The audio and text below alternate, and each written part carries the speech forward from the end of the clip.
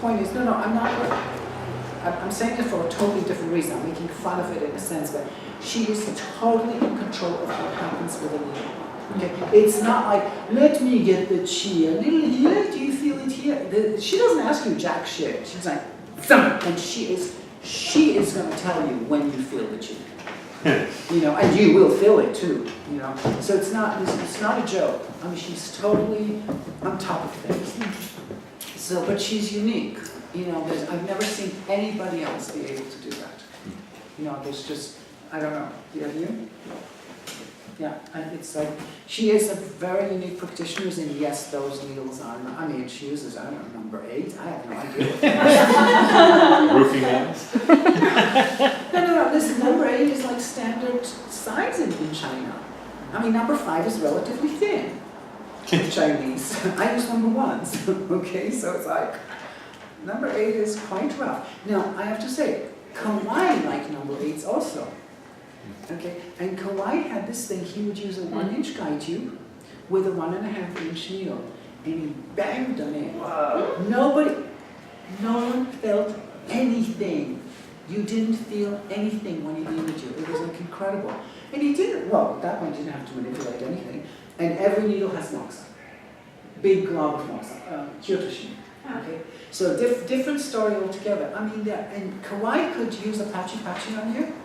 Not could, that he would. You didn't care. I would do the same thing every day. Good, electricity, blah, blah, blah. He would just go, you know, but it's an instrument. It's not like he can control. You know, I understand with needling, there's needle technique, blah, blah, blah, blah. There's more gentle, you know, whatever.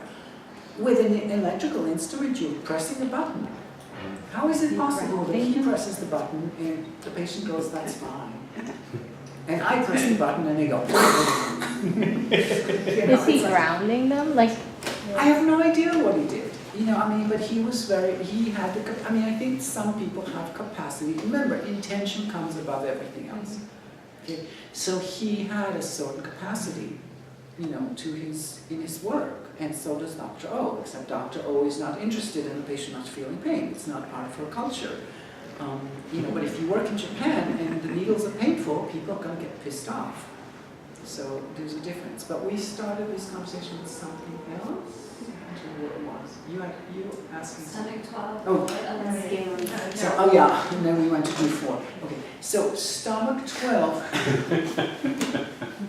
And do 4 went to Dr. O. That's how we got there. Stomach 12 is the meeting of all the yang, right? All the yang channels are supposed to go through stomach 12. Okay? What's the other point that all the yang channels go to? Do 14. Okay? Where is do 14? Do 14 is the meeting between the neck and the back. If it's too low in the back, it's not do 14. It doesn't matter if it's below C7. It's still not do 14. And the same thing, if it's a neck point, this is clearly my neck, right? So maybe that's my C7, I don't know, but it's not do 14. Okay, so it's got to be between the neck and the back. That's the definition of do 14, basically. Okay, so the same thing, if you want to transfer that definition, if you take the 2 points and make them equivalent, okay, what's going to happen is stomach 12 is going to be here. It can't be on the body. It can't be above stomach 13 because that does not conform to the idea of it being like do 14. So you ask most Asian trained, or at least 20 years ago it was true. I don't know about now because I don't know what their training looks like now. But you ask most of the people, well, 25 years ago when I started, 25 years ago, most of the Asians who were practicing here were not people who finished acupuncture school in Beijing or Shanghai or something like that. Okay? They were people who came here before because there wasn't as much of an exchange. Now there's a lot of freedom to leave China. But in the 80s there wasn't. Okay, so the people who were here were people who came out from Hong Kong or whatever. Okay, so, and they all go stomach 12 is here. They don't think of it as here. Okay, so when she says above stomach 12, she's talking about here and slightly behind your vascular compression, okay, which is brachioradial plexus, basically. Right in here, is everything like just a little bit of So over here, I mean, you palpate and you find like a point, but it's basically scalenes. Yeah. It's not different than scalenes. The scalenes are controlling neurovascular compression. the right over the, whatever the artery is called. Actually, you were talking about the moxa. You know, yesterday on Grant, you were doing moxa on you and you got a dry mouth, Yeah. right? So, I had like one other patient who she said, you can't do moxa on me anywhere, like not even OQ because it gives me a dry mouth or heat symptoms, like very rubber jaundice. What do you think of that? Do you think that I wasn't sure that it was the moxa per se, like if it was, I mean, I don't know if, but I thought it was more that something got stimulated and other symptoms started arising. So When I treated him and he got a headache, it wasn't moxa, it was not, Okay. yeah. No, but it was the dry mouth. it was the dry mouth, because she had a patient that gets dry mouth. So I honestly don't know. I don't think of moxa as producing that, but it's also possible people can be allergic to the smoke of the incense. The moxa itself produces very little smell, but the incense stick does. Okay, so some people could be allergic or whatever to the incense stick. I'm not sure that it's the moxa, because I really don't think of the moxa as being hot. Right. Or drying, or I'm really thinking of the moxa as dissolving connective tissue. Okay. Now, if I was using that brown stuff, so this yellow stuff that I'm using, it's what's called the pure gold moxa, and if you want to get, OMS has them, it costs something like $100 and something for 100 grams. I actually use a company called Kobayashi, okay, and I prefer them, they're a lot cheaper, including the shipping from Japan. Okay, and I actually think it's better moxa. That yellow stuff, moxa is supposed to be the wool that grows over the leaves of the Artemisia vulgaris. It is not the leaf itself. What the Chinese do is they cut the whole thing, the twigs, the leaves, the whole thing, and they just mush it all together, and that's when you get this brown stuff. Leaves are not brown except in the fall. Okay? So no. So do you think they collect the moxa only in the fall after they're brown? No. So it's the twigs that give it that brownish, that green brownish color is because it's the whole thing mixed. What Japanese moxa is, you take that, you put it in a center, because nobody's going over to the Artemisia vulgaris leaf and goes like this and picks up the moxa. That would be a lot more than $100 for 100 grams. So you pick up the whole thing, you centrifuge it. Okay? And the part that falls furthest away is the fluffiest, right? It's the lightest. Okay? And that's the wool. Now it may contain some contaminants in it, but not the end of the world. And that's why that's the yellow. And then you get like different grades from this very, very yellow gold stuff to slightly darker, so like the Koreans, use it slightly darker, up to, just the twigs and the leaves, which is basically the brown stuff. The brown stuff is very warm. Okay. Now, I only use this kind of moxa for direct moxa. Now, I personally don't do Kyokushin. Okay, I can't stand the smell, I can't handle it. I don't even use, OMS has like smokeless ones, which are really fine. You put it on, it's a metal thing, you put it on top of the needle, it's charcoal. It doesn't smell, but I just don't bother anymore. But that's just me. And if I want to warm an area, I take a sock, I put corn in it, I put it in the microwave for 5 minutes, and I put that over the point, and that warms, You want to do Kyokushin if the skin can be warm. The skin doesn't have to be cold. But when you touch inside, it's cold. Okay, so once you press in, you feel cold, not necessarily. The skin may or may not be cold, that's not important. What's important is that when you press inside, it's cold. Okay, so Kyokushin, you can use Chinese moxa. That's totally okay. If you want to roll the balls yourself and do it, hey, be my guest, but you can just buy these things that are pre-made and cut them, or they're already cut, and you just put them into the needle, on the needle, and But Kawai's wife would roll the moxa and put it, and he did moxa on every point. Ear point, skull point, didn't matter what point. Gets big thing of moxa. Yeah. For points like the Go back one or something where it's empirically a moxa point, And if it feels really warm, is that a reason not to do it? If the area feels very warm, no. No. First of all, it's acute, so acute to me is not a warm entity. So it feels very warm, that's fine, you can still do acute. Now, it's true that on the feet, for example, if the skin of the foot is cold, because there's not a lot, there's not a lot of flesh in the feet. So there's not a lot of places where you can conduct the circulation. So if the skin is cold, chances are everything is cold, which means everything is contracted. So we use OQ if the skin is cold. But OQ is not used for, is not really, its main purpose is not to warm. Its main purpose is to dissolve connective tissue, whereas a needle breaks it down. Even if something has hot feet, right? Isn't that supposed to be a weird thing? If you have you should have, you should have warmer below and cooler above. Okay, it's very unusual that we have people with hot feet. Normally we have people with cold feet, Right. and that's not a good sign though. Now, if you have someone who's like generating heat in the feet, that's not a good sign either. Right. But you should have warm feet, warm abdomen, cooler head, cooler chest. That's what it should be. Otherwise, all the heat is escaping up and nothing is staying down here.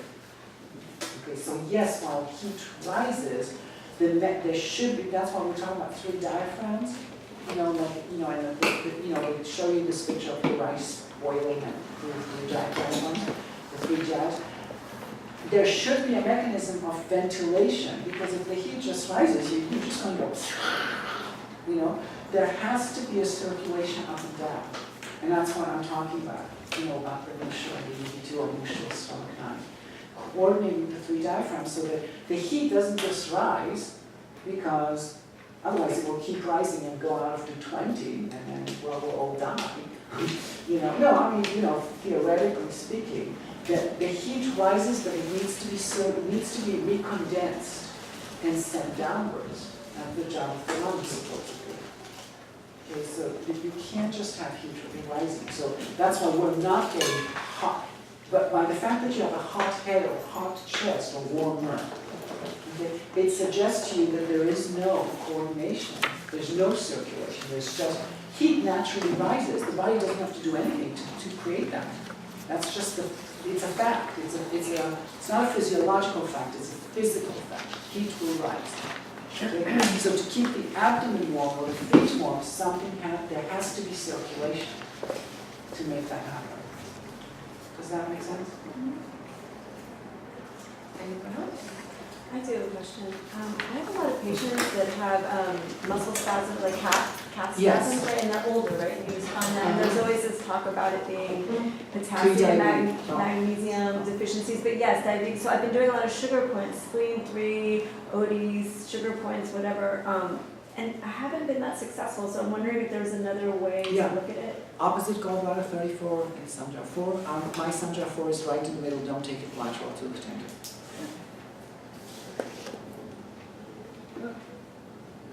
So if you really think it's a mineral imbalance, I can give you another option. But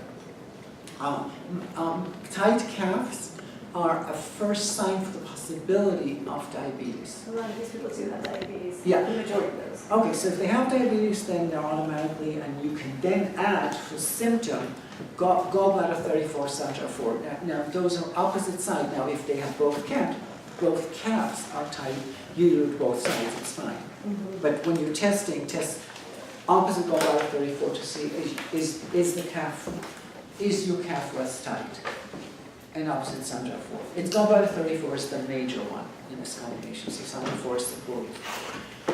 Then if you really think that it's a mineral imbalance, we have what's called the mineral treatment, okay, which is kidney 6, spleen 10, Ren 6, heart 3, and small intestine 8. And what's common to all these points is that they have the word ocean in them, high. Okay? So kidney 6 is shining ocean or illuminating ocean, Jiao Hai. Spleen 10 is Shui Hai, ocean of blood. Ren 6 is Qi Hai, ocean of Qi, and Heart 3 and small intestine 8 are Xiao and Shao Hai, small ocean and even smaller ocean. What? Lesser. Okay, lesser and small oceans. So,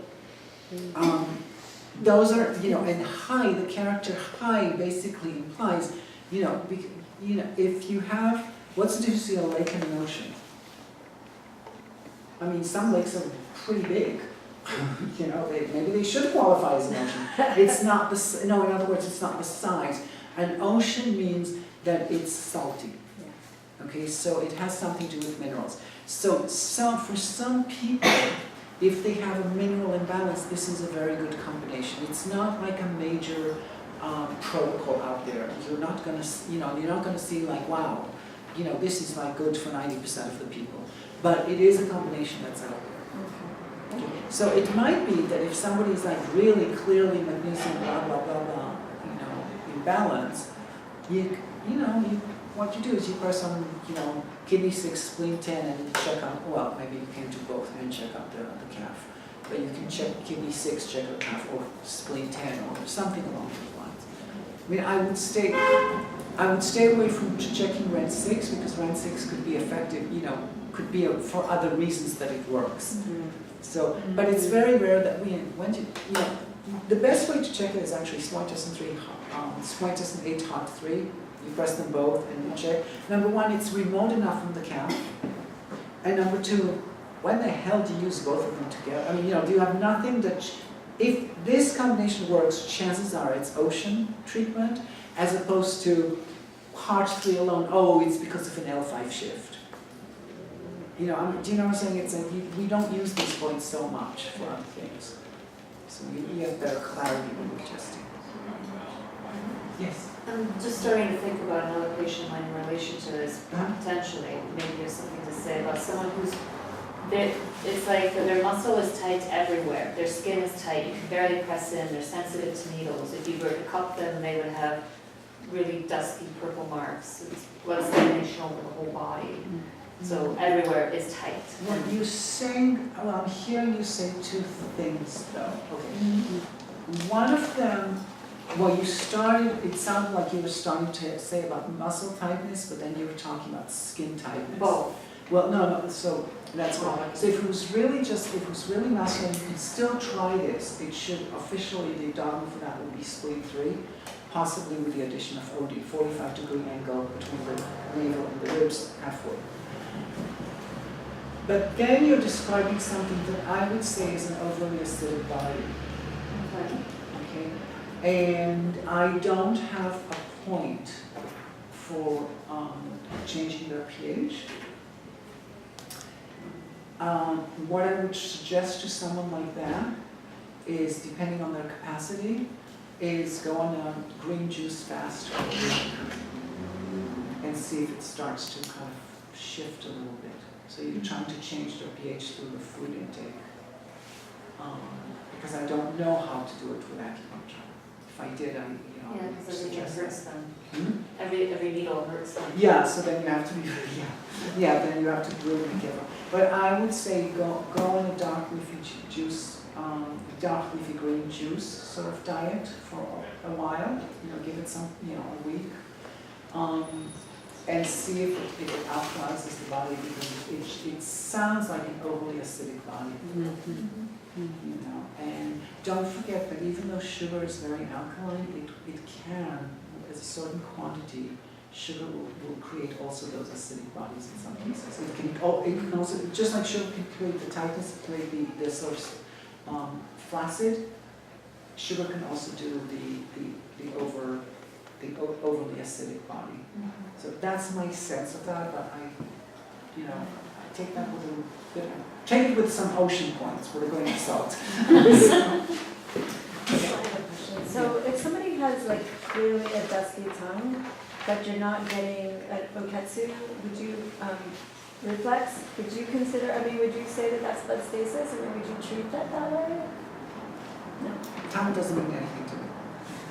It means something if I'm going to give them herbs, and I want to make sure I'm not giving them the wrong herbs, which does not happen very often. not giving herbs, my giving herbs to begin with is not, no, because very much like Kiiko, I'm interested in what acupuncture can do, but I am interested in what food can do. And I also know for myself that I am not compliant, not with pills, not with anything. So I can't expect my patients to be, okay?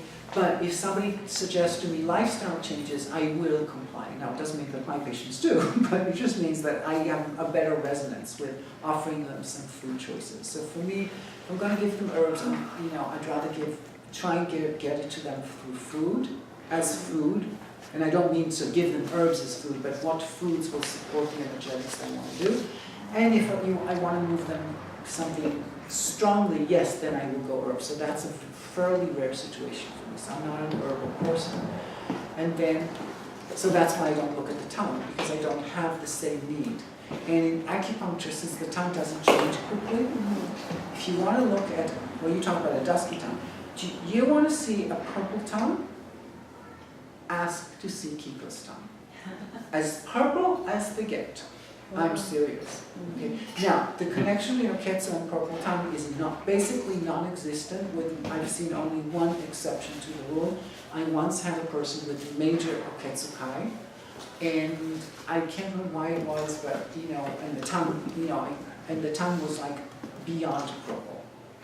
Okay, so that was but most people who have Oketsu will not necessarily have dusky or purplyish or any kind of tongue. They're the two concepts of non-physiological blood, which we call stagnant blood, as in Oketsu, which basically means the blood is kind of sluggish, and stagnant blood, which means the blood is cramping on itself, sort of thing. They are not 100% the same. They're somewhat related, but they're not fully related. So I can't transfer them to the other. So I don't expect like purple tongue to show me Oketsu. I don't expect Oketsu to show me purple tongue. When it happened, I thought it was like, wow, that's really interesting. So, now it's true that I don't look at most people's tongues, so it might be more common than I believe. And also I can tell you, well, as you know, I personally do not find Oketsu very often. I think we found Oketsu. Side with the surgery room. Yeah, okay, yeah. So that's a little bit, and it was her, because I was thinking, oh, maybe it is Oketsu because of the surgery. I was like, okay, finally there's real Oketsu. Oketsu, if you have many surgeries, the blood stops moving as well, because there's all this scar tissue, and the blood gets used to kind of like being like this, because of all this cutting, or if you have lots of bruises, the blood gets used to, moving in a sort of more slow manner, so, not get pushed. Anything else? No?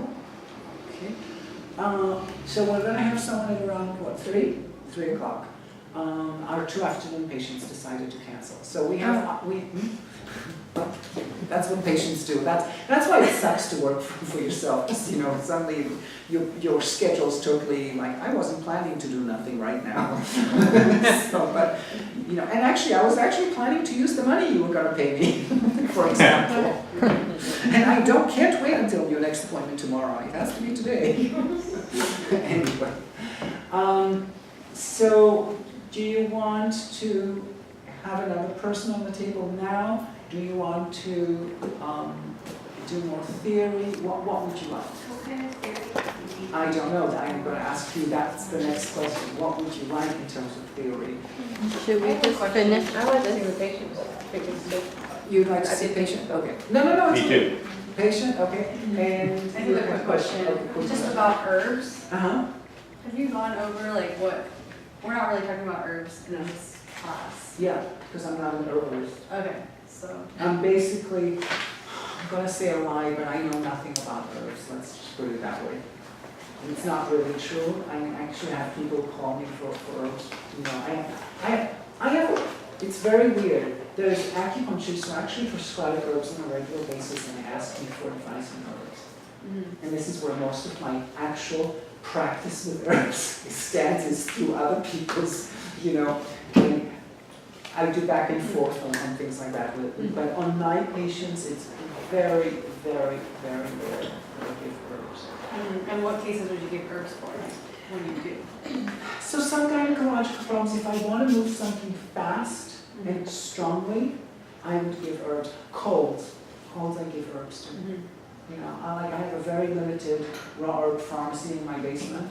You know, it's like it's sort of enough to create some gagging time with a few other, with some banlangen or something like that. Yeah. That's, you know, because that's the kind of stuff, you know, when people poke these herbs, you know, and they're smelling it, it already starts opening stuff out. You know, some lung, you know, that could be a chronic situation, but, you know, like major lung issues where it's all stuffed up and stuff, I would give them herbs.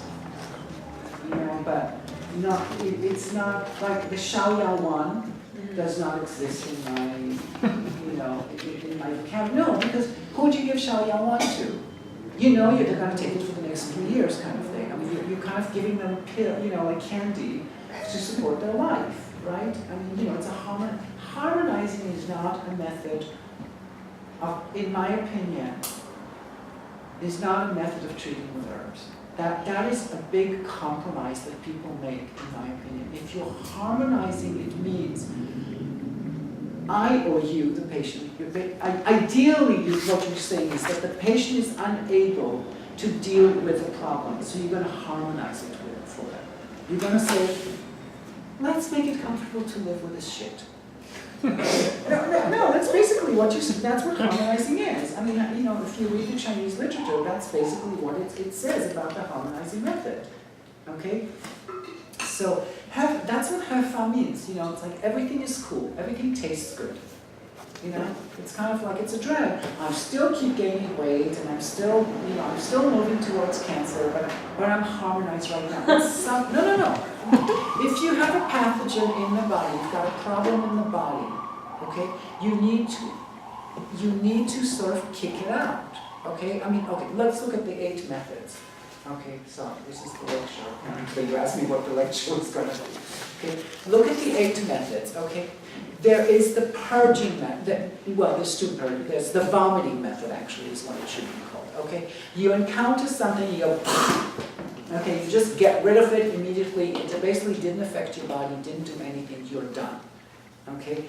That's a method that you see very rarely, or the harsh expellents might be in that category also. Okay, now I don't know if I can, I'll have to cut the methods. But the first one is like, just throw it out of the system. It hasn't really touched you. Okay, you totally rejected it, sight unseen, you're not checking it out. Okay. Second method is release exterior, right? Okay. So it's something is already invading. It's affecting the body. It's more chronic than, let's say, you know, what do you call these things when you get diarrhea?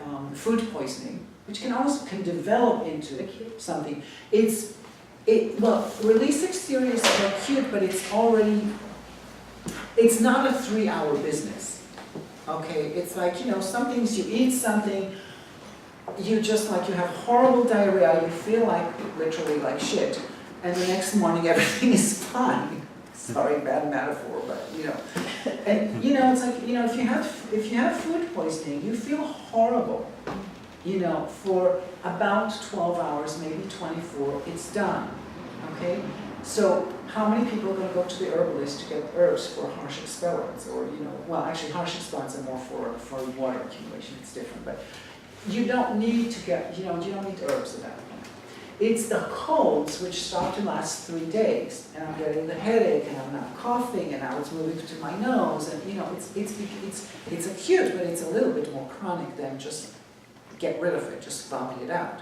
When you vomit, you know, how many people here, you know, because some people can't vomit, but I'm assuming that most of you have had the experience of throwing up, okay? Very often you throw up and, you know, like 10 minutes later, maybe you drink some hot water afterwards, and 10 minutes later you're just fine.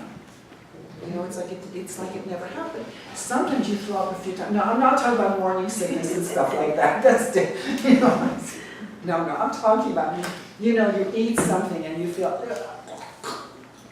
you know, and you just throw it up and, you know, you have this weird, icky feeling for a few more minutes and then it's like done. So that's a method of, that's the body's method of rejecting. That's that kind of purging. Then you have to release exterior. Okay, so that, yes, the pathogen is already here and it's already kind of affecting the body and now we're trying to push the pathogen out. That's a pathogen. At that point, I'm still dealing with the pathogen. It doesn't matter if the body, the constitution of the body is irrelevant at this point. Now that the problem is persisting, I have a number of options. I can now basically try and counter the problem. Okay, so if the problem produced heat, I'm going to cool it down. If the problem produced dampness, I'm going to dredge it or dry it or whatever the expression would be. If the problem produced cold, I'm going to warm it up. Okay, so those are those three methods. These are called the three opposition methods: the cooling, the warming, and the dredging or the draining.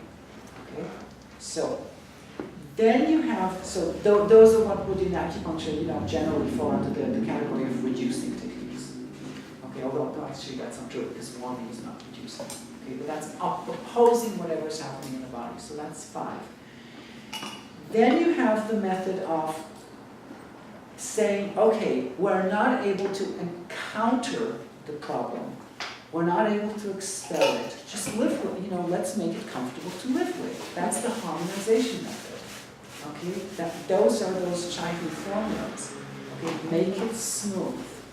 You know, it's not getting rid of the problem, and it's not changing your constitution. Okay, it's just sort of saying, life sucks. Have a little candy. You know, make it sweeter. You know, make it, you know, like honey. Make it smoother. Okay, that's the harmonization method. Then you have the tonification method, and I'm missing one because there should be 8. There's the purging method for accumulation. Okay, so that's another one of opposition. Something is accumulated, needs to be purged. So it's different than the quick purging, it's a slow purge. And the last method is the tonification. Okay, I'm tonifying you so that you will be able to handle the pathogen. Okay. Now, unfortunately, with that, well, in acupuncture, I'm always looking to tonify. I'm always looking to tonify the person so that they can handle the problem. That is my take on it. With herbs, there are actually people who say that tonification is, you know, tonification is a last resort method, but I think they're wrong, because if you, I mean, you've heard this sort of criticism that, you know, especially that Westerners tonify too much, and in China they do a lot more clearing. You know, nobody's ever talked about that. I've heard that, like you have to always clear the excess. Yeah, there's, you know, if you look at the way Chinese prescribe that in this country, they prescribe quite a bit more harsher herbs. You know, like you know, generally speaking, we're much more careful about using strong herbs. You know, how many people, for example, here use Flitter? How many people here use whatever the morning glory seeds are? You know, it's a harsh expellent. How many people even know what's in that category of harsh expellents? Yeah, exactly. Well, we never use them. How many people here use Dawang? Okay, occasionally, yeah. So yeah, and you know, when you're using prepared Dawang, it's already been fried in vinegar. So we are not that thrilled about like pushing stuff out. It's not. How many people use Shigao? Wow, that's a no one. A little bit, yeah. Okay. Well, actually, yeah. Okay. Topical. Topically, yeah. She's afraid internally, so use the you know, what is it called, the water grinding stone thing. It's a milder one. But in China, they're like, no problem, bang, you know, when quantities. It's like, it's not a big deal for them. We're very careful. Now, how many people here use astragalus? A little less than I would have expected. You don't use astragalus? Rarely. Okay, so All the you're time. unusual, okay, Dangshen or Baiju, Baishao, you know, those things. Yeah, I mean, the tonifiers, the Dangwei, the Baishao, you know, those are kind of like, you're kind of like your big deal, you know, in this country. In China, Baishao and Dangwei are used a lot more for protecting the liver when you're dredging it. Okay, so it's just a slightly different ideology of how to approach patients, but it's also true that once you see people, Chinese people come here, they change their ways. Not even with the acupuncture, because the patients here won't take it. You know, it's like, your herbs gave me horrible diarrhea. You know, it's like, you know, or I was shivering with the herbs, or whatever it is that they're gonna say. You know, it's like, you hear it once or twice and you go, you know, I mean, you know, oh, American patient, so spoiled. Can't give them this. You know? So they stop doing what they used to do and they start shifting towards a more Americanized way. But tonifying basically means that you're and harmonizing, that's the criticism of these methods, is you're making the person more comfortable with, you know, if something comes and attacks you, you have a problem. Yes, you can get rid of the pathogen if you're thinking it's always a pathogen, but you always have to look at the terrain. That's why in acupuncture, I'm okay tonifying because I'm making the terrain stronger to handle. Okay, hold on a second. But with herbs, when you're tonifying, generally speaking, you're basically making it so that they're not forced to change who they are. You're making them comfortable, and that's specifically the purpose of harmonizing method. Make them comfortable. Yeah. Exactly, you know, for this style of acupuncture, it's mostly tonifying. So, but it just seems like, I remember when I first saw it, it seems like it's actually more clearing because you're always finding some sort of pressure pain and clearing it. Like other than needling with the channel, you know what I mean? Like, Yeah, I know exactly what you mean, yes. so, but you see it as tonifying.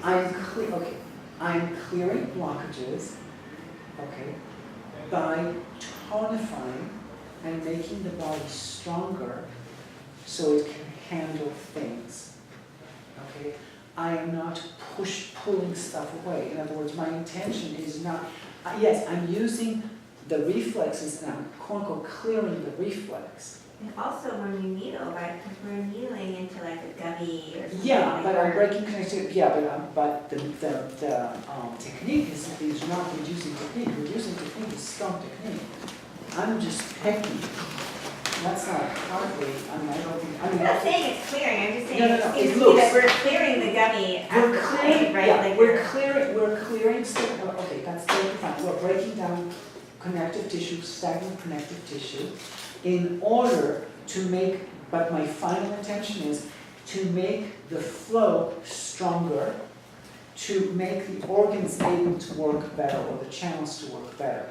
Okay, so I'm not actually, yes, I'm clearing the stagnation, that's fair, I think that's a fair, but it's not really the same as the Chinese clearing, which is like much stronger.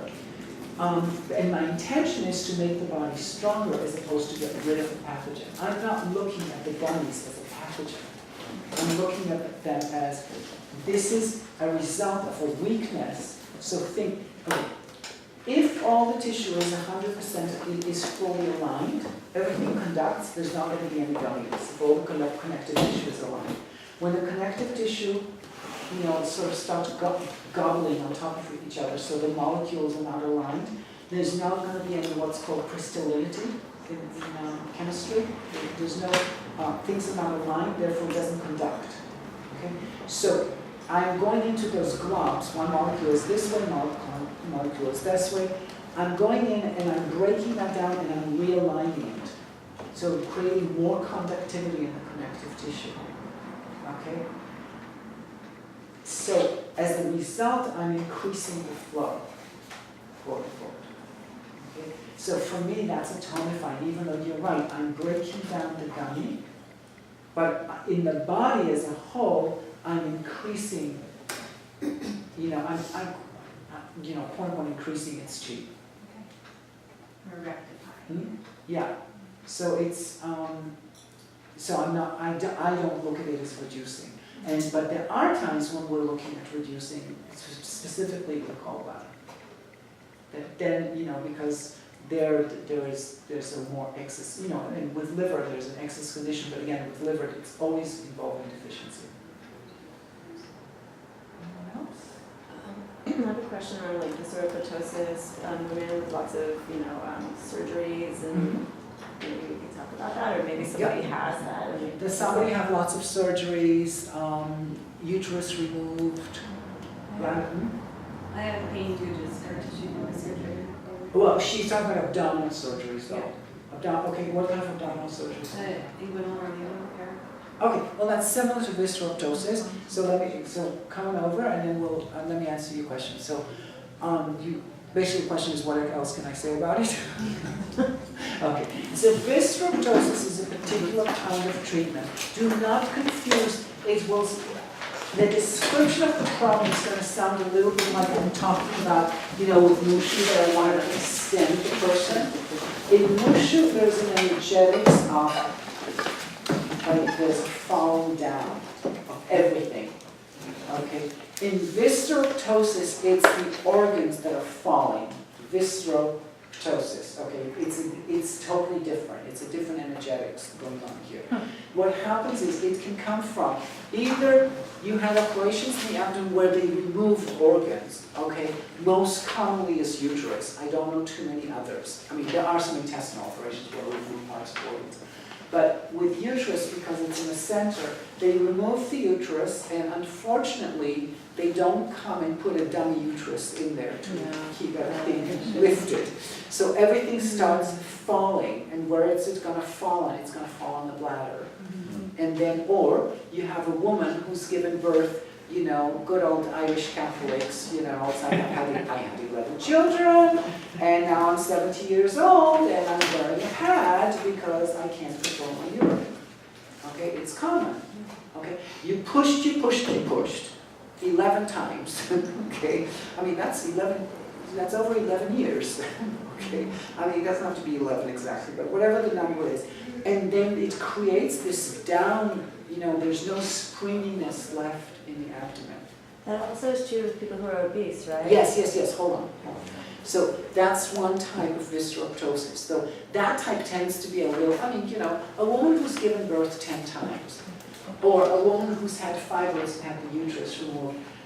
They are rarely come, it's possible, but they rarely come thin. Okay, they come, let's say, chubby. They're not obese, they're not huge necessarily, but they don't come like skinny. It's kind of it would be a little bit rare. Okay, so that's one type of visceroptosis where literally something is either pushed down too much or has been removed, and therefore everything is falling. Okay, and where it's falling is on the bladder, which is why the symptom is I can't control urine.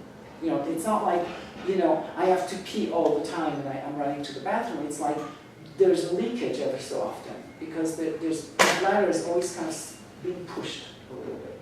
So it's not necessarily a sphincter problem. Okay? And then there is the other type, which is they have a big abdomen or big breasts. So that kind of woman might be actually relatively thin compared to what you might think. But she has these breasts that are out here. Sorry, it's a caricature, obviously. Okay. But if the breasts are so big, you're going to fall forward. What you're going to do is you're going to develop a lordotic posture. Also, if you have a huge abdomen, the kind of people that the abdomen is huge and it's kind of like you've got to support that abdomen. Okay, it's all going to fall into the inguinal. It's all going to create a lordotic curve. They're going to come with back pain and or shoulder pain. Okay, so those are the people that we do visceroptosis. So, and they will show pressure pain in the inguinal. Okay, so that will be stomach 13 outwards, up and out along the clavicle bone. Immune point, because immune ligaments are related to immunity. Weak, are you going to change? Weak immunity leads to weak ligaments. Okay, it's going to involve inner yin. Now this one is similar to the Mushu thing. Remember I told you Mushu is kidney 6, inner yin, Mushu, and the stomach man where you need to go under the teeth. Inner yin has to do with lifting, so you're trying to get them to lift through the perineal floor. Okay? And gallbladder 26 is a supporting point also. Okay, so that's the visceral ptosis treatment. Okay. Visceral ptosis type is often highly correlated with a sugar type. Okay, so that, then also look at spleen 3. Okay, so that's visceral ptosis. Okay, it's like they're now hernia operation. The pain for the hernia, I mean, because the hernia is a ligament that's sort of opened up, and now I mean, in a really bad situation that the intestine goes through. Okay, that's different than visceral ptosis, but stomach OT still is good for hernia type pain. But the falling down of the intestine is not due to weight. I mean, if the intestine goes through a tear in the hernia, God forbid, but it's not going through because there is lack of space, because everything in the abdomen is pressing down. Well, of course, everything is pressing down, but it's because the ligament can't hold it. The hernia operation is different. Visceral ptosis starts with there's too much weight, or we took an organ out and everything's, okay, or you got created through pushing at childbirth. Okay, hernia is the ligament integrity has been compromised, and therefore the intestine, by natural force of gravity, is coming through, or pressing on, or whatever, depending on the level of the hernia. Okay. By the way, hernia with men, you have to be careful. With women, it's not as common, but hernia operations, nowadays there's a few, I believe there's 2 hospitals that specialize in hernia, because most, hernia is considered like a garbage operation. I mean, no surgeon wants to do hernia. It's like, I want to do brain surgery or whatever, it's just not an interesting operation. So they give it to like the least experienced, it's a way of training people to like cut and whatever, so I don't know, whatever they do. The problem is, because it's considered I've never heard of somebody dying from a hernia operation. I'm sure there is a possibility that has existed. So what happens is a lot of people after hernia operations are really unhappy with the results, but also for men, it's easy to damage nerves, and then they have urinary problems. So that's where you get men who come in and they say, oh, I have to have a catheter, I have to put in a catheter through my penis in order to urinate. That's a very unpleasant situation. Okay, so that's when the stomach line is very helpful also. But so this whole business of hernia operations is a little bit not pleasant. It's like it's no big deal, but plus not everybody wants a mesh in their body. All right. I don't have a real skirt. I don't have a real skirt. I'm just A real skirt, whatever you want to use is fine. No problem. You want to help with anything?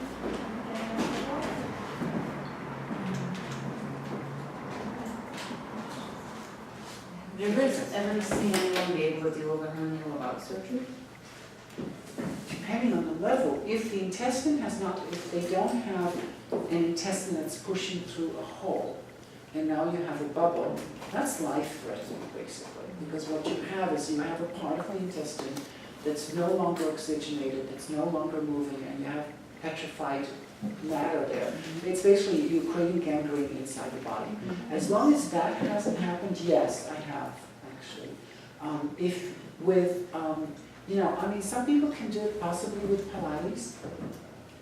If you strengthen the rest, I can't say I've ever seen anybody repair it, but you can create a situation where all the soft tissue, shifts around it and is more supported. Therefore, there's no more pressure. So yes. But it's a lot of work to be able to do that because, our natural tendency, unfortunately, is push down. It's like, it's work to use. We are built in such a way we're too lazy to use our legs. Which is, by the way, notice that we use arm points, but our leg points are a lot more versatile. There's a lot more to be done with the legs than there is with the hands, because while we manipulate the hands, there's a lot of And brain-wise, this section takes probably more space than the equivalent section in the feet. You know? But still, our whole gait, our whole circulation is dependent on the legs. And, penis return is important in the legs. It has some importance in the arms. So yes, if you have lymph nodes removed and you have lymphedema, I'm not going to say it's a good thing. But if you have the equivalent thing in the leg, that could conceivably be life-threatening. Because it can complicate hugely a cardiac condition. You have one arm that does not get venous return on, it's like, okay, that sucks. But but you have that in the legs, and you're threatening. Your whole circulation is slowed down. So the legs, in some strange way, are the way we use them much more, and we tend not to use the legs because we're lazy. We're sitting on a chair all the time. And it's not just our culture; it's probably like that always. Yes, I would just rather it not be taped. That's okay. Yeah, sure. It's up to them. I'll Because stop. it's thermite. Okay, that's why it's like a what? In an apple. In an apple. Except it's a bone. Yeah, like an apple, right? A liver apple, yes. So, liver. Do you see how if I pressed, you can see this, okay? And you can see that it's about halfway. Okay, so forget the 5 zone. You're looking for the hole in the bone. Unfortunately, there's 2 holes in the bone. I can tell you that much.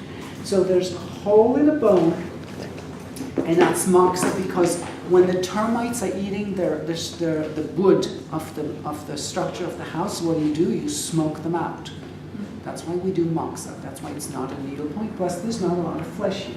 Spleen 7 is somewhere behind it. So who asked me about, is it a divot? Something? Yeah, okay. Divot.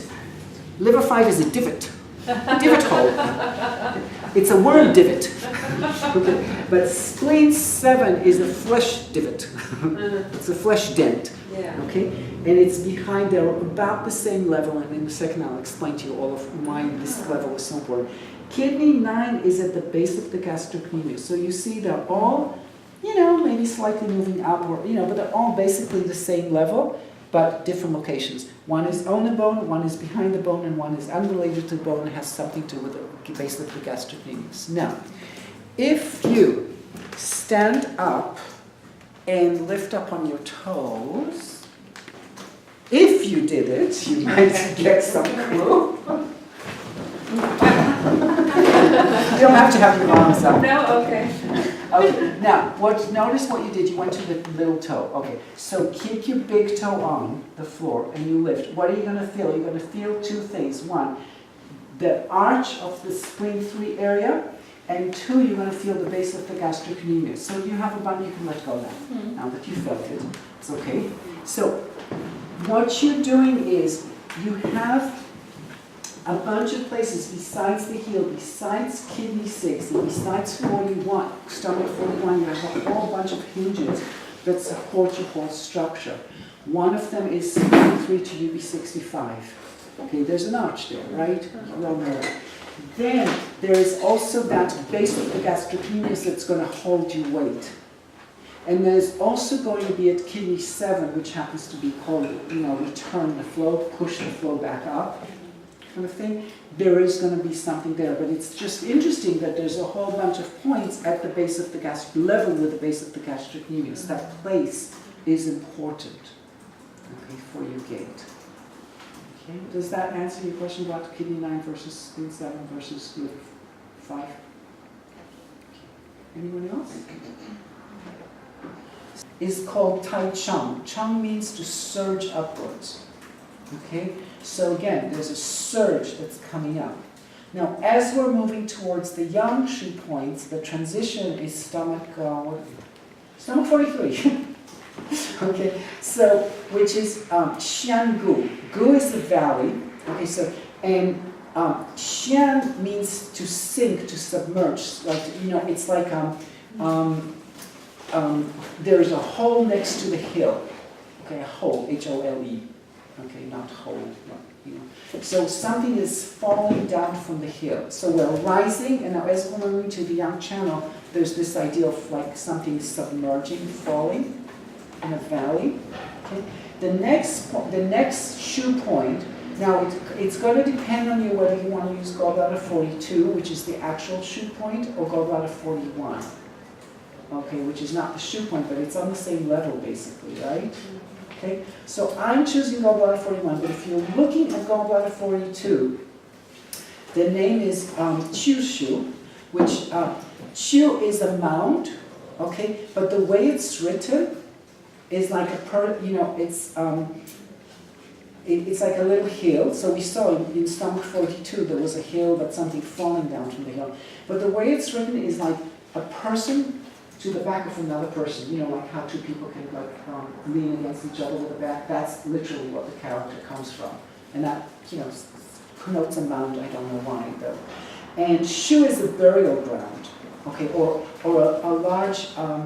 It's wasted earth, a wasteland. Okay, so.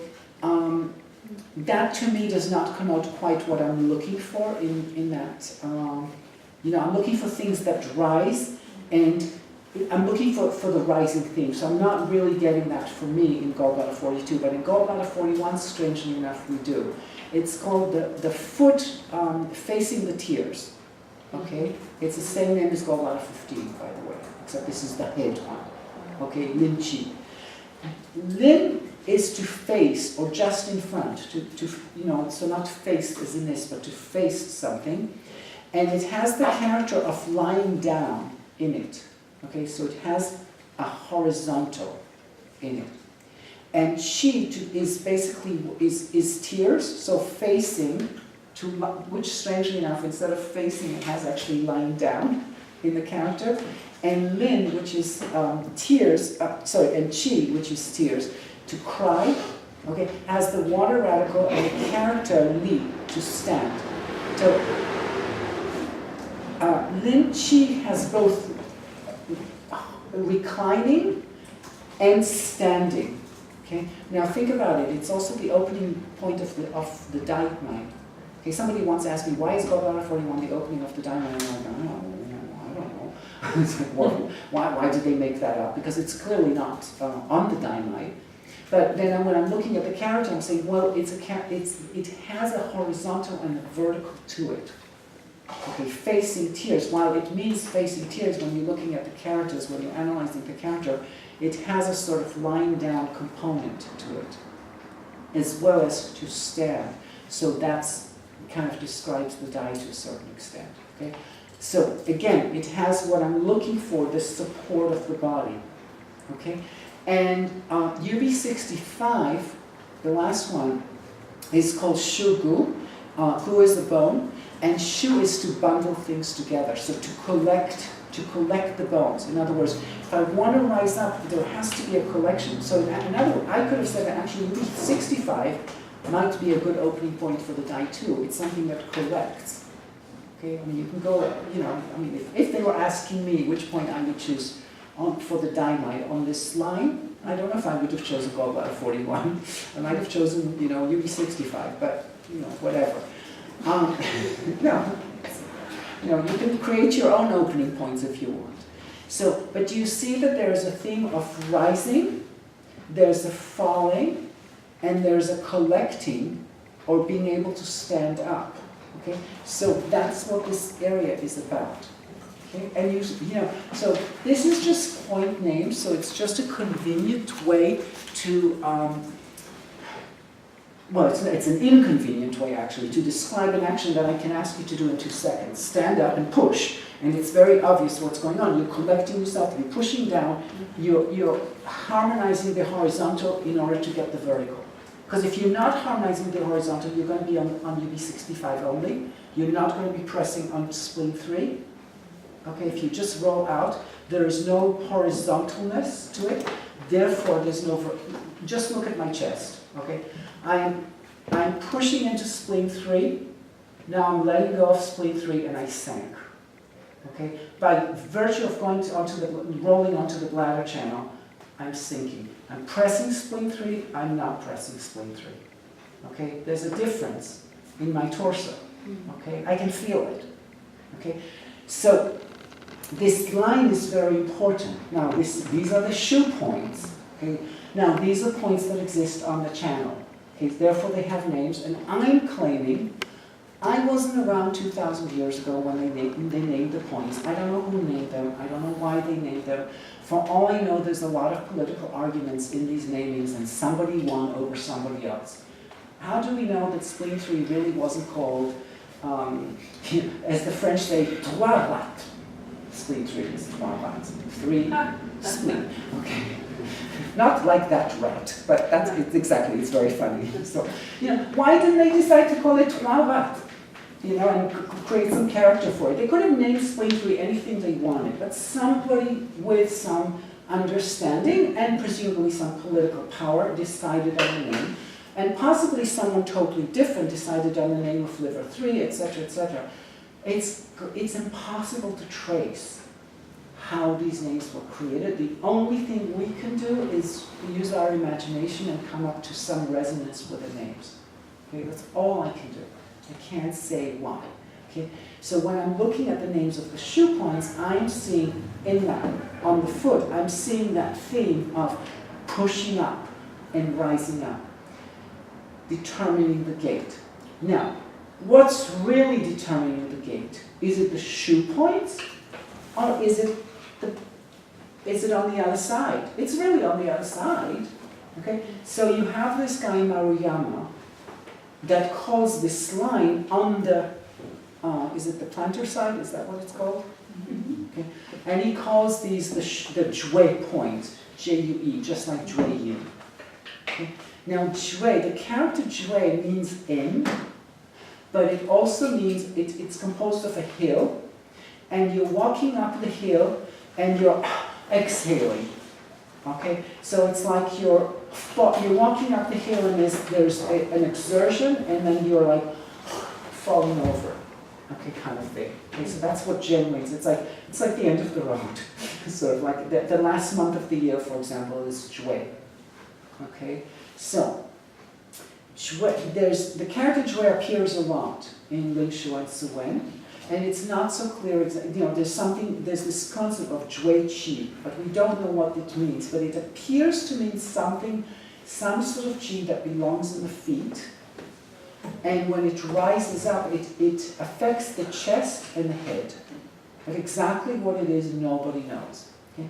So Maruyama was interested in this concept of Jue, and then he said, well, I have Jue points, And he said, it's on the other side of the shoe points. Okay? And it makes sense. It's something in the feet that causes the rising. And if that Qi, this I can't explain, if that Qi doesn't stay in the foot, does stay in the foot, but it's some Qi in the foot that's clearly going to affect the rest of your gait, that's going to affect your chest and your head. Okay? So, and then he has a Jue point for each channel. Now, there's 6 channels because spleen and lung come together, right? That's Tai Yin. And kidney and heart come together, that's Xiao Yin.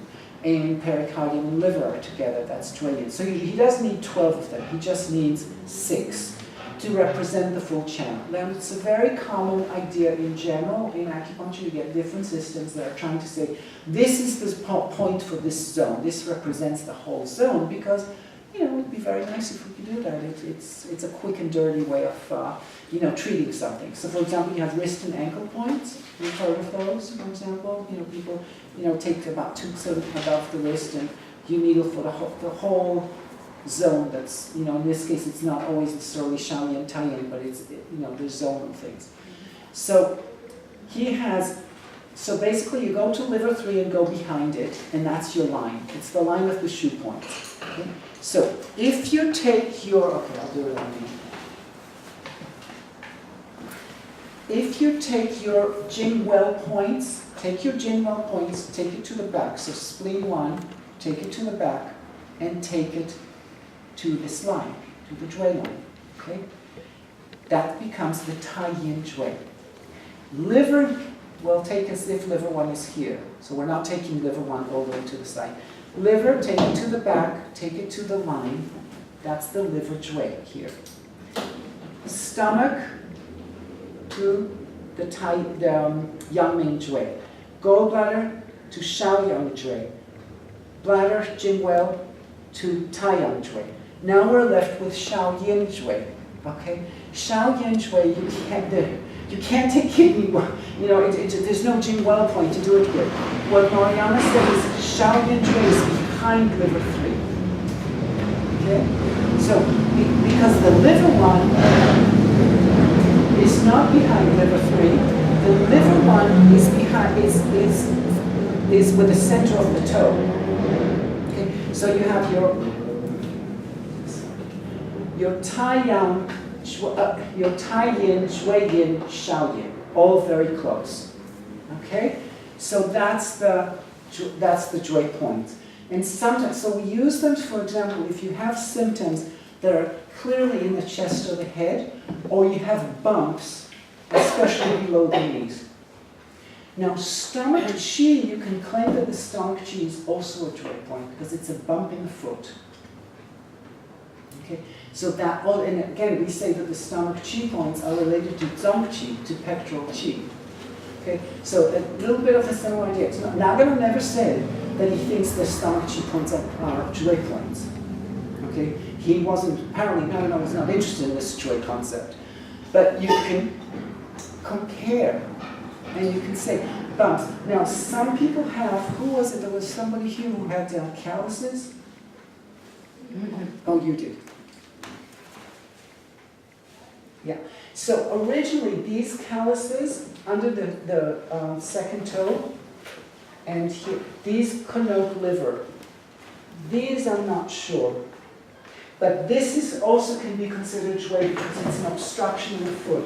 So sometimes for some symptoms, you can test if pressing on a callus helps the symptoms. And by symptoms, it can be a reflex, it can be the shoulder, it can be all sorts of things.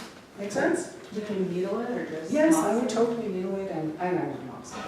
Yes. Also, she has bunions, right? So those calluses usually, they often show up with people. Yeah, but she has, but the calluses are everywhere.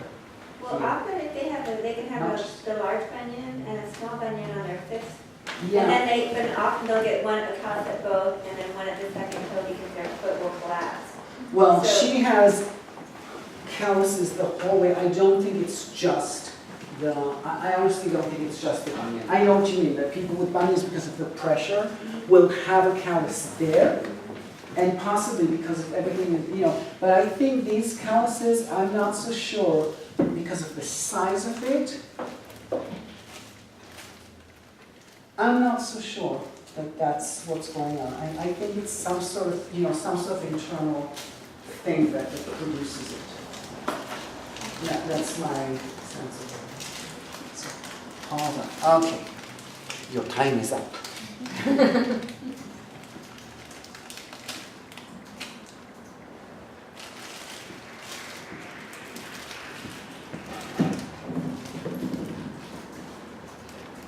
Is that okay? Oh. Just want to make sure the camera's not on. Okay, that's what it does. Because otherwise they're sitting here, and I'm like, and then I tell them, lift up here, so they're going like this and this, and then I'm trying to press, and it's like, and I'm working like hell, like trying to grab that trapezius, Right. whereas it's so much easier. Thank you so much. Well, thank you. It's so much easier when they're creating the upward motion, and it's so much easier for them to turn that way. And you can feel it yourself. If you sit like this, go ahead and like sit on your butt, what I call sitting on your butt, okay? Which is meaning not on your sit butt, okay? So you're sitting on your butt, and you can feel that this area, if you now turn your head, you're going to feel that it's somewhat tighter. I mean, feel what it feels like here. Now, come forward and sit on your thigh. Send your thighs down, hollow your abdomen, so your spine just automatically rises. And now turn your head. Doesn't it feel different? Okay? So there's weird connections out there in the body. What can I tell you? And you need to find ways to explore them. I mean, it's hard because we were not taught you know, we were taught in school, spleen 1, spleen 2, spleen 3, spleen 4, spleen 5, blah, blah, blah, blah, blah, blah, and here are the functions. And no one talks about, I mean, so you're taught that this is the spleen line and it connects the blah, blah to the blah, blah. So, you know, we have some ideas that, you know, we can make certain connections that, say, other professions don't make. But we're not encouraged to see, I mean, to start thinking, why is the spleen meridian there? And what does it mean? And how is it connecting it? So we're not really encouraged. We're supposed to be doing, I believe there's a requirement for Tai Chi and Qigong in the schools, right? But what does it mean? So you went and did this. I mean, that's what I did. I'm like, what's the fuck that got to do with acupuncture? Why do I care? You know, Avi sticks his tongue out. You know, it's like it was meaningless to me. Okay? So the thing is, the purpose of this is to start finding out, because the people who contributed to the meridian systems were not just acupuncturists. There are all sorts of martial artists and all sorts of, I don't know, meditation type people and whatever.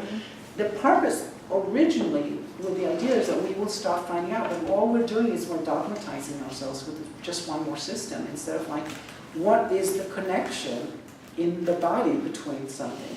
If I stabilize my shoulder blade, if I let my scapula go back into my back, what is that gonna do for the rest of my body? Okay, you know, like so. If you let your scapulas just float on your back, like I mean, I'm not doing this on purpose. Okay, I'm not curving forward.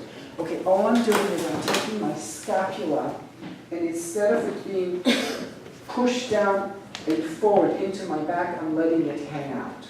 Okay, let it hang out, and what does it feel like in your abdomen? And then bring the scapula.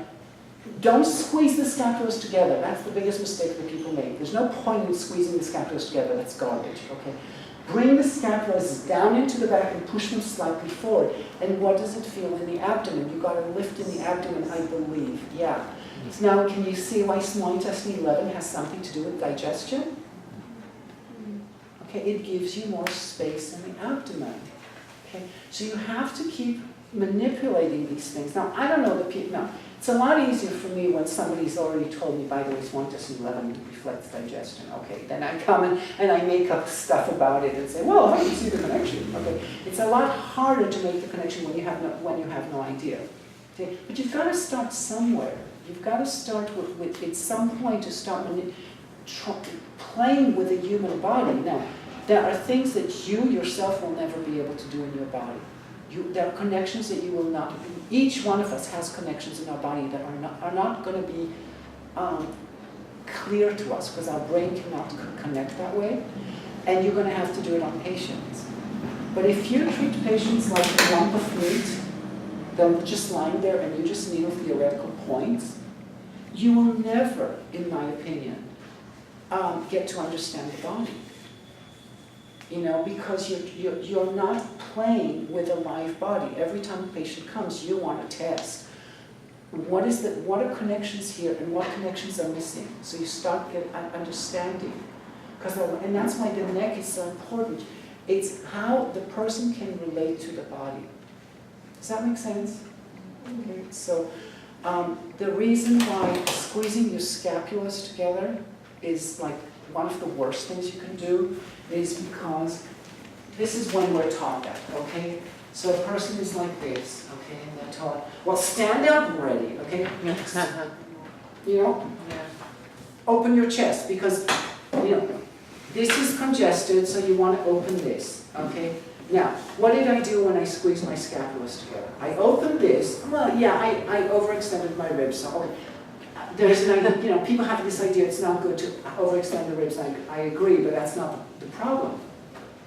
I tried to create width here, right? To widen myself here. What did I do? I squeezed the back. So, who says that this squeezing is any worse than this squeezing? I'm squeezing in the chest. I did not open the chest. It only looks like I opened the chest because you're not seeing that I'm squeezing my shoulder blades. But if you put your hand between my shoulders, you'll say, fuck, this is all squeezed up. This is not good. So the trick is so for the person who's like this, okay, how do you get them to roll the shoulder blades down and forward a little bit? Bring the shoulder blades, push them into the back, but don't squeeze the rhomboids. Don't squeeze the shoulder blades together, which may look like, oh, gee, you know, but in the back it just looks a little squishy. Okay, so how can we bring the shoulder blade down into the back and still keep width? Just like I want width between my nipples, I want width between small intestine level. So, you know, it's these kinds of things that you have to keep exploring, and some things, like I said, you can't explore in your own body. Everybody's got limitations. Yeah. Can you answer that question you just posed? I was thinking, like, Oh, how do you do it? All of this, you know, okay. What you try to do is, on the one hand, it's very appropriate if you use your lats, you have a better chance. But I can use my lats and still squeeze. Okay? So if you answer the question mechanically, you defeated the whole point. It's an exercise for the brain to make that connection, and when the brain is able to and things release, it will find it. If you try and say if you say, well, press your lat down, blah, blah, blah, blah, if you give a pre-made answer, you miss the point, in my opinion. Because what you've done is first of all, you took them from where they have a weakness. Most of us don't connect well to our shoulder blades. Okay, it's just a fact. You know, statistically. And if what you did by telling them to use this, the lat, as a way to get the shoulder blade in there, which is like what dancers are taught, for example.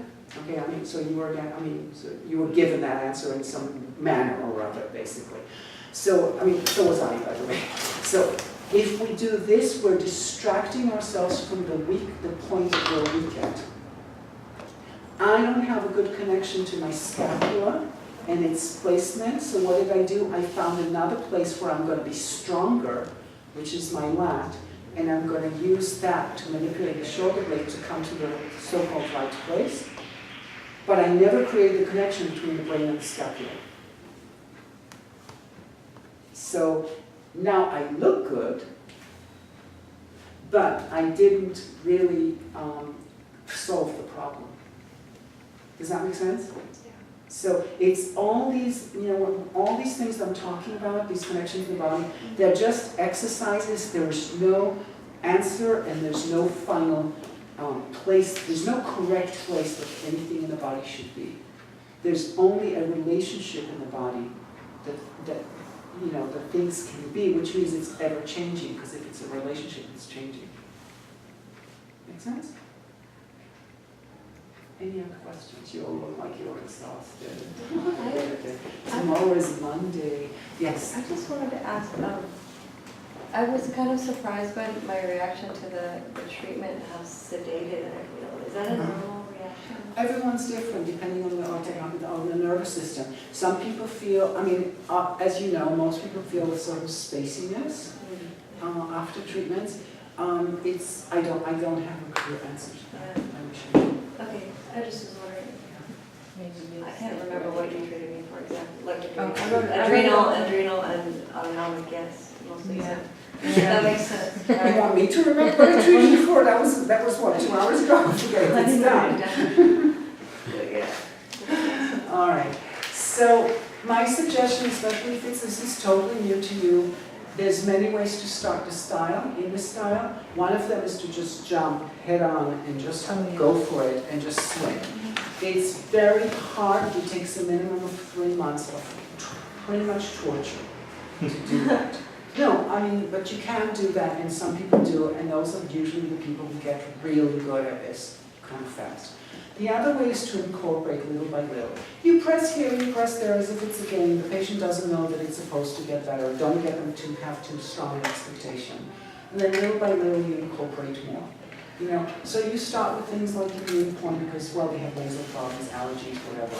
And check against Sanjay 16. You check the SCM and use opposite sign Sanjay 8. You know, incorporate little so that you get used to this more tactile way of working. Okay? And then you gain more confidence and you're willing to branch out.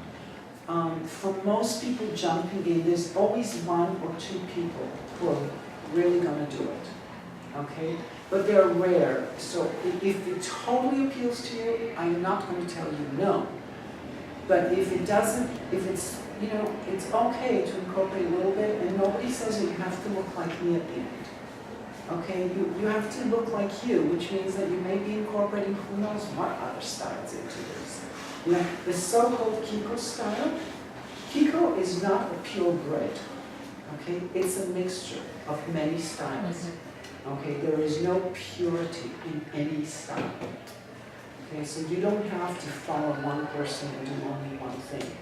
You can incorporate, so you can incorporate, say, Richard Tam and see what it does for the abdomen. I don't know, I haven't tried, but it could be very interesting.